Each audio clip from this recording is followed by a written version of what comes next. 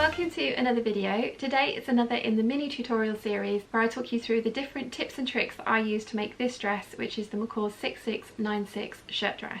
Now in this video I'm going to talk you through how I treat my buttonholes once they're made, how I open them up and how I get my button placement.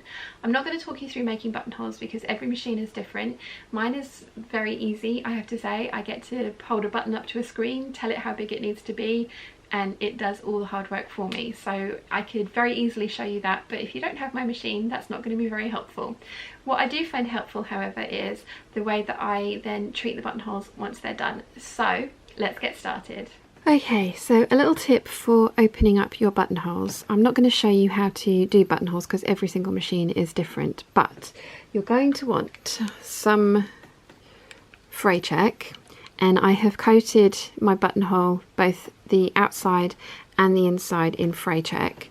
And then you want to pass a pin through the end of the buttonhole just under the bar, so that when you use your seam ripper to open it, you put your seam ripper in at the bottom and push gently.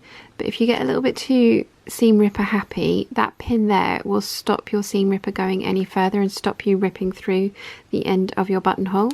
So that's how I open my buttonholes. I wanted to show you as well how I place my buttons. I've pinned the placket with the buttonholes in it to the placket that is going to have the buttons attached to it, and I've pinned it the whole way up from the very top right down to the bottom.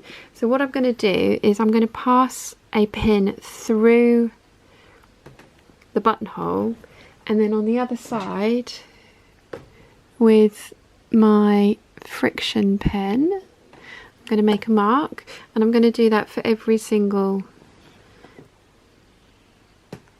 buttonhole.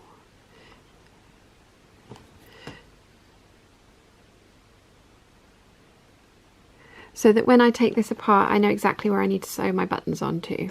If you have any questions, please let me know in the comment section down below and I will do my best to answer them for you. I really hope you've enjoyed today's video. If you have, please give it a thumbs up. If you haven't yet, please subscribe, and I'll see you again very soon. Bye!